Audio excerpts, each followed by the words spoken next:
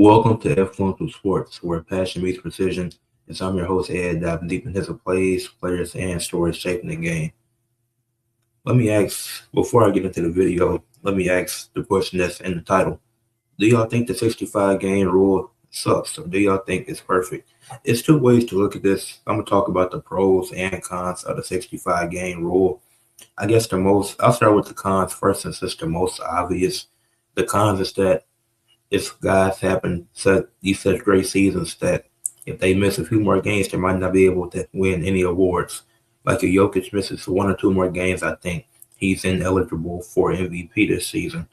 When you look at a guy like Jokic, you know he's never hurt. And I know apparently you can like appeal it or something.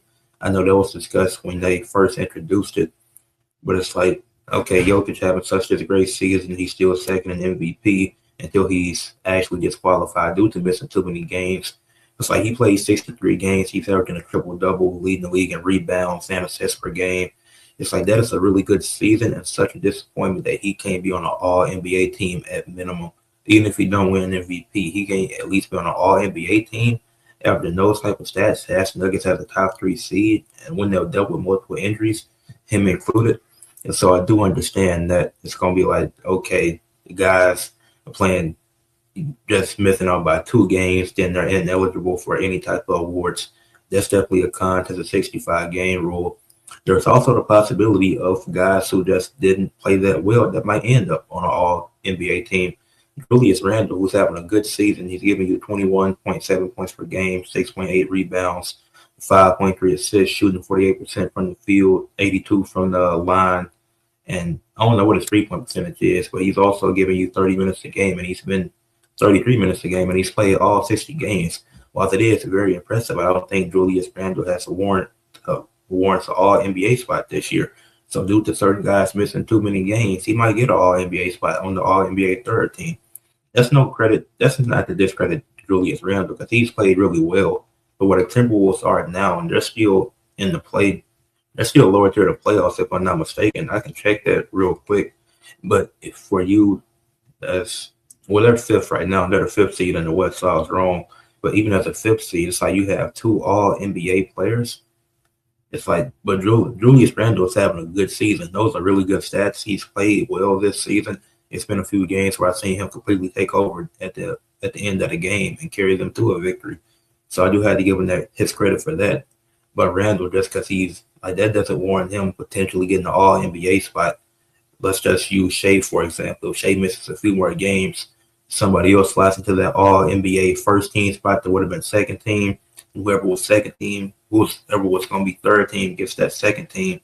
And then that slides Randle into that third team just because I think like those stats definitely could warrant all NBA third, but just from an eye test from other guys playing better, just not talking about games played, I don't think Randle should be an all NBA player this year, even though he's having a really good season. So I think that's the second con of it. But I know people talk, but it's not going to be like it's nothing egregious. Like Randle isn't some egregious player. He's not terrible. So like it will feel like a here nigga damn, but it's also like Randle is still a good player. Like even with that con, it's not like you would just be handing it out to Oso Iguodala or Sion James just because they got the most games played. It's not like your low tier role players are just going to get slapped into those spots randomly. Like a Tamani Kamara made all NBA defensive team at a small forward for the Blazers. I'd be like, that actually makes sense because he's a really good defender. So him making an all NBA second team, even with the Blazers being in the play, and that's like, okay, you can't deny his impact on defense because he is a really good defender. So I wouldn't be surprised if that did happen, whether that be due to guys missing games played, but he truly is really good. And so if it came down to that, I'd be like, okay, I can accept that. But like, I don't see it being nothing egregious. Like Jeremiah Fears just on an all NBA team for whatever reason, because like 60 guys missed too many damn games. Like I don't see that happening. So it's like, yeah, certain. Then I think the final con will also be bonuses and extensions because you got to make these all NBA, all defensive, all rookie teams awards in general. They all contribute to how much more you can make in the future. Like I know if Wemby makes all defensive, all NBA, or wins MVP, he just has to make one of the 3. and he could sign one of the largest contracts in NBA history. And if he doesn't meet that due to missing the games requirement, to not meeting the games requirement, then it's like, damn, he lost out on a lot of money, which he's showing that he's earned it at this point with how well he's played. Obviously, he has to stay healthy, which for a playoff run, I hope he will be, because obviously that's been a concern the last few years. But it's like, man, he could miss out on a big bag due to those injuries. So I think those are the three cons of it. You can have players who aren't necessarily deserving of all NBA teams or awards in general making it. And players can miss out on bonuses, like I said. And it's like you could have, and then guys who are having phenomenal seasons who don't need the bonus, like a guy like Jokic, if he has this legendary season and he doesn't make at least all NBA first team, that'd be insane. That'd be crazy. Like that, I don't even know how you could justify that. Oh, he played 63 games. I would make an exception for that. But I do think there are a few. Now, to talk about the pros of this requirement, I feel like it eliminates the resting of your players. Understand the guy like Embiid not playing back to backs because of his injury history. But guys who don't have injury history, you just rest in a back to back, you just rest in a nationally televised game. Like I've seen the Warriors do this a few times where they just be resting guys. And they're not the only team who's did this. But if you're resting your players, then why should they be on an all NBA team? Like you're the Warriors and you're just resting Draymond just because. It's like then he misses that game's requirement because he rested a random game in March versus the Hornets. It's like, number one, the Hornets are also fighting for a playoff spot too, so you need that win, back to back or not. Also, we shouldn't put you on all defensive second team if you're deciding to rest. If that's, I think that partially eliminates that because players are now incentivized to play more. Like you shouldn't be resting. If it's a back to back, if certain players you had an exception, they have an exception to rest. Like I said, Embiid, one of the biggest ones, Anthony Davis, like guys like that, if they rest on a back to back, it's like I understand that. But if LeBron can play on back to backs, and obviously he's not playing on every one, but I've seen him play on multiple back to backs this season. And we know he's not making an all NBA team, which he hasn't performed at that level this year. It is what it is. But even him, I've seen him play on multiple back to backs this year. So you're telling me some of these other guys can't play on back to backs for whatever reason? And so if you're actually resting, it's like, okay, I understand. Number two, and incentivizes the statement, the best ability is availability. How can you be one of the best players in the world if you're not available? Giannis, as great as he is, I can't say that this season he's been one of the best in the world because he hasn't been available for the Bucks. Obviously, you had trade rumors, you had the injuries, and I'm not faulting him for his injuries. But if he's injured, you can't prove to me that you're the best in the world. Like Wemby, the reason why he hasn't been DPOY because he hasn't been healthy. Rudy Gobert won it, and I think who won it last year? Evan Mobley. They've been healthy. They've played more. They've also had a similar impact to what Wemby has did these last 2 years when he was in the race with them. And also they contributed to winning basketball. Obviously, that's team circumstance. But also they stayed healthy while playing playing amazing defense throughout the year to earn their DPOYs. Like Wemby is great, but I can't say that, oh, he should have been DPOY these last 2 years. And he simply hasn't been healthy, and his team simply hasn't won games. Now, his first year he was healthy, but the team wasn't winning. Then last year, he wasn't healthy, and they weren't winning either. So you can't be rewarded for not playing games. So I think two of the pros is that you eliminate resting for the most part. Obviously, some people are still going to do it, but I feel like you pretty much eliminate resting for the most part. You incentivize the players to play because the best ability is availability. Now some players will rush back, but your health is most important. So I do think that's the pros of it. And with the cons outweighing the pros, so for me, I do think, but I do like the rule though, because you shouldn't be rewarded for having 48 games of great production. You weren't healthy the rest of the season. You only played 48 games.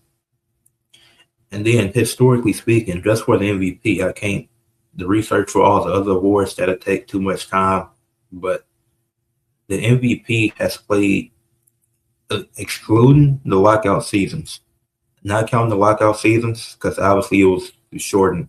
So that's 99, I think, and It was one year that LeBron won and he played 62. That was on one of the lockout seasons. And I think 99 was the other lockout seasons. The other lockout season. Those do not count.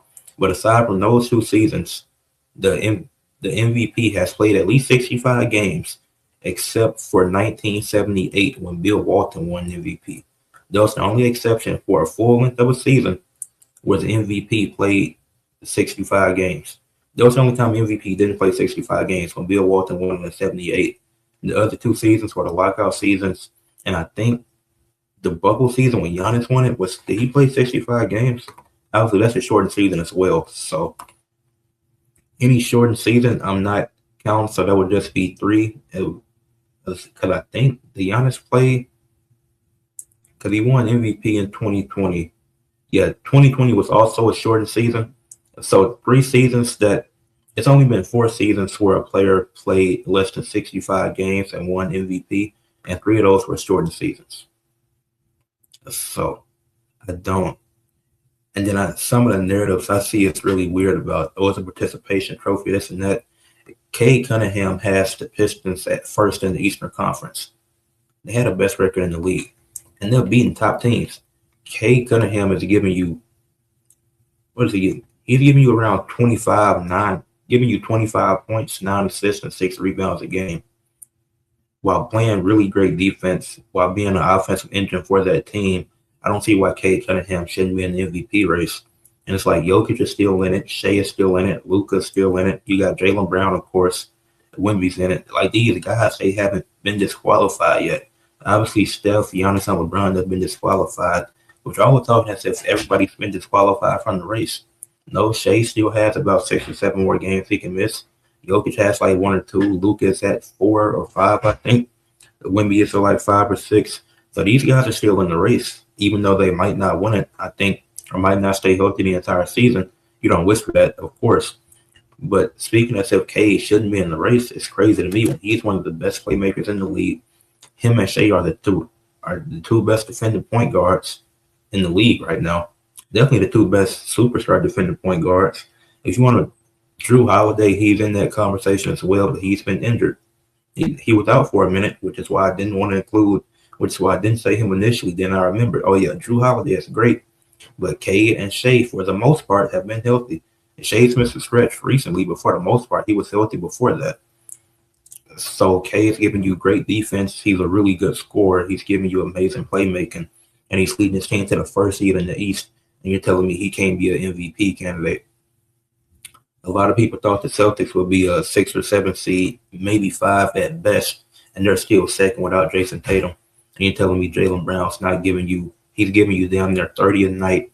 He's giving you great defense. He's giving you effort. And he stepped up late when the Celtics needed him to. And they're second in the East without Jason Tatum. They almost hit the 40-20 rule. They were 2 games away from winning it until they lost to the Nuggets. But you're telling me Jaylen Brown can't be in the MVP conversation when he's doing this with the Celtics? Nobody expected this. At best, people thought the Celtics could maybe be a 5 seed, but most people thought 6, maybe even 7, 8 in the play-in. They thought they could be a playoff team in the playoffs, yeah, but not the 2nd seed, potentially have home court. Nobody was thinking that. Oh, Shea, he's still giving you the same production he did last year, if not better. He was just hurt this year for a few games. Wemby giving you, he's missed a few games, but he's giving you the best defense in the league. I think him and Scotty Barnes up there for me for DPOY. Derek White in the conversation, in my opinion, too. But those are the top 3 defenders in the league this year. Wemby's giving you amazing defense. He's been great on offense, and Gilbert Arenas talking about he's not consistent. Meanwhile, the Spurs on an 11-game winning streak. He just took down the number 1 seed, the Pistons, beat OKC 4 times. Okay. Like Jokic, he's still in it. Like what he's doing as a big man, leading in rebounds per game, assists per game, still giving you damn near 30 a night on elite efficiency. He's 1 or 2 more games missed from being disqualified, which is why it's like I kind of see why he's not there. It's like, yeah, Jokic, he's amazing. It's like Luka, the Lakers are at 6, right? At 6 in the West right now, and he can't. So it's like it's going to be hard for Luka to win the MVP, especially this season. Like, I think his best chance was 2 years ago, in 2024, when they went to the finals. That was his best chance of winning MVP. And I personally thought he should have won it, which I made a video about. So if you want me to send you that video, I will, because I don't feel like going down talking about that again. I already talked about it. But yeah, even if somebody does miss a game and it opens up a door for Anthony Edwards, you need a new face of the league, and everybody loves Ant. So if Ant or Wemby wins MVP or if K wins the MVP because Jokic or Shea missed too many games, you telling me those not MVP caliber stats? But in my opinion, does the rule suck? No. Is the rule perfect? No. I think the answer is no to both of those questions. I think you need to slightly adjust the rule. I think the rule, I've seen people say 55. Nah, not doing that. Because you shouldn't be missing 27 games and winning awards. That don't make sense. I think LeBron he missed 27 games in 2019. I'm like, nah, he shouldn't miss that many damn games and be able to make an all NBA team. That's not justified. He's not the only one, but I'm using him for an example. Because that's why he missed the playoffs that year, because he was injured for so long. So obviously, I don't want him to rush back and make the injury worse. But if he's missing that many damn games, he shouldn't be on the All NBA team. And 2020 was his best season as a Laker, which he was in the MVP conversation, finished second, I think. But him making All NBA that year, I'm like, okay, that makes sense. But I think you need to slightly adjust the rule and make it 60. You have to play at least 60 games to win awards. I feel like I was thinking 62, but I was like, 60, that's fine. Because if you miss, I was saying 62, which is just pretty less. But I say 60. It's an 82-game season. You should have to play at least 60 games. Like, I feel like 60 would be perfect, because it's like if you miss 22, it's like, okay. Like, I feel like that just makes the most sense. Like 65, I know people are saying it's too high, but it's a lot of guys on place to play 65 games. Some guys the year that Embiid won MVP, he played 66 games. And so I would say 60. I feel like 60 should be enough to keep you in the race. We obviously in the short seasons, and the one outlier in 78 when Bill Walton won it, those guys played less than 65 games to win it. And obviously you don't predict a lockout or a global pandemic to affect how things are going to be played out. But I feel like 60 would be perfect. You have to play at least 60 games, because I don't feel it shouldn't be anywhere under 60. Shouldn't be anything, because if it's above 60, it feels like that's damn near too much, especially with how constant and how common injuries are now. But I feel like if it's under 60, it feels like you're rewarding guys for not actually playing, and it's allowing guys to rest more. Like, yeah, like I can sit this game, but just for no reason, even though it's on national television, fans paid their hard-earned money to come see us play. Like, I don't like that aspect of it.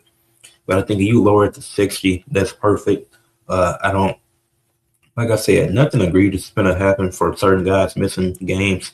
Like Julius Randle, he's been all NBA before. This just isn't the season I think he would deserve it. But if he does make it, it's like, damn, somebody missed too many games. But it's not going to be like, who's the most egregious? And Bruce Brown. Like, Bruce Brown not going to make an all NBA team because guys missed too many games.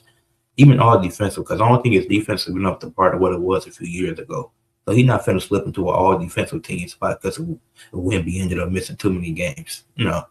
I think the rule, I understand Adam Silver's thinking with the rules, like I broke down my cons and pros earlier. I understand why Adam Silver did it. This is actually one of his best rules. It just needs a slight bit of tweaking to it. I would personally make it 60 games. I feel like 60 is the perfect amount. Doesn't seem like too much. Doesn't seem too hard to get to.